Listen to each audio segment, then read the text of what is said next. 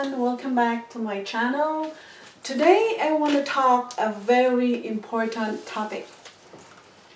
The World Health Organization said that in 2040 there will be an increasing number of adolescents or teenagers in the world.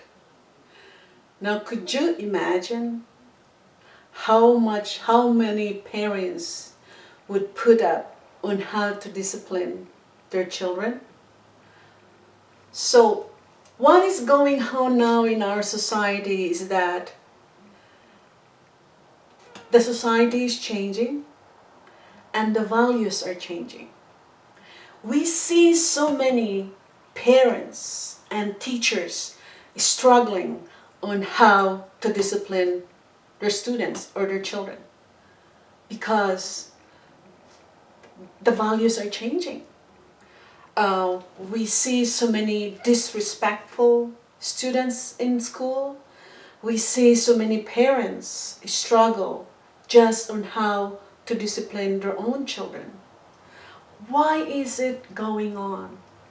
What is the problem of our society? Well, social media has a huge impact or influence on how the children and adolescents are behaving nowadays. Not just adolescents, also the adults. Things have changed, but we need to handle the change.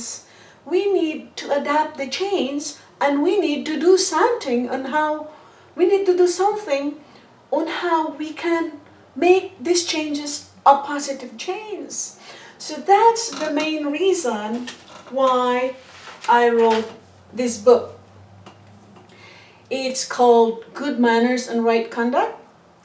I wrote this book, to be honest, during when I was stranded in Asia for 4 months because of the pandemic. I wrote this book because for 4 months I was observing my neighborhood on how uncontrolled the teenagers right now. It seems like they are following their own world. They follow their own rules. And this is how so many parents and teachers are struggling right now because of this behavior that they're showing right now. So in this book that I wrote, I've created a program. It's called Positive Timeout or Feel Better Discipline, Way of Discipline. It's called Feel Better Way of Discipline. Now, it is a common thing in school if a child misbehaves, or even at home. If the child misbehave at home, the mom or the dad would say, time out. You need a time out because you are not behaving. Time out means a way of punishment, a way of discipline. It's called punishment timeout. At home and in school, we remove students from the classroom. If the student is misbehaving, we sometimes, if the worst thing comes, that student gonna be expelled. So removing students from the classroom or giving punishment timeout based on research is not effective on how you discipline a kid. It will increase emotional and behavioral problem if you do this kind of timeout or punishment in school or at home. So, based on research, positive timeout is the best way on how we discipline our kid for them to improve or to learn. Positive timeout is a program or a method wherein you give time to students to rest, to calm down, to find space, a comfortable space that this person can reflect and understand his or her behavior, and will make him or her feel better. Because you know what? A student who has a good feeling will learn better. So how are you going to do this positive timeout? So parents, you can follow this one too, and teachers. So if you're a teacher right now, and there's some of your students who are really uncontrolled in your classroom, and you struggle with it. So what I want you to do is group your class into 5 or 6 groups. Get him a piece of paper, and each members of the group should brainstorm.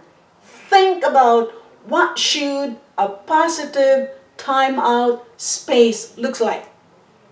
I'll give you a hint. A positive timeout space, either going to be outside your classroom or inside the building, wherever is in your school that you can think is a good positive timeout space. Because this space should, students will be able to rest, rethink, calm down, and feel better. Those are the things that you have to remember. And learn how to self-regulate. Self-regulation is what's the key here, okay? Feel better and self-regulate. So this space should have, just a suggestion, you can have a comfortable chair.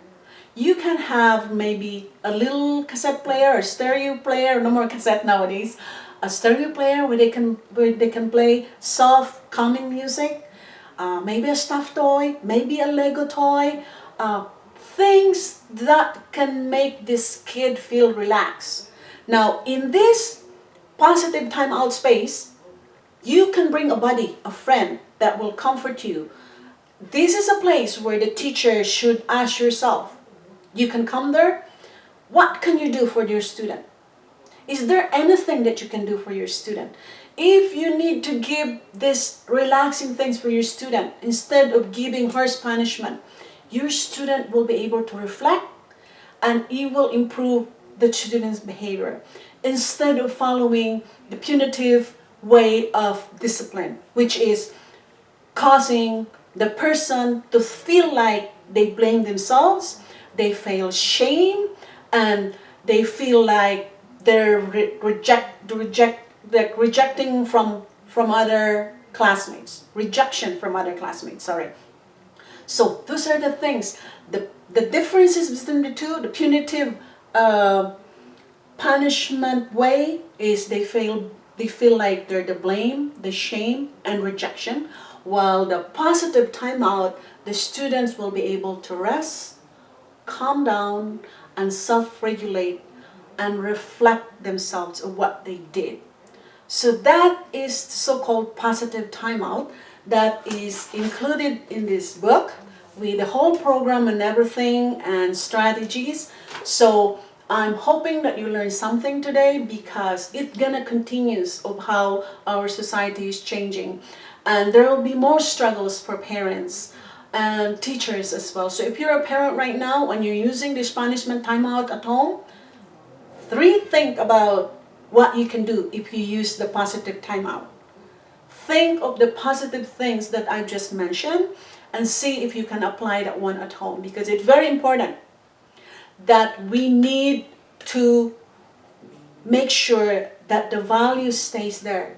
The trust, the love, the encouragement, the empowerment should always be there, even if you remove the child into a group. Don't make them feel like they're the blame, they're the shame, or feeling like they're being rejected.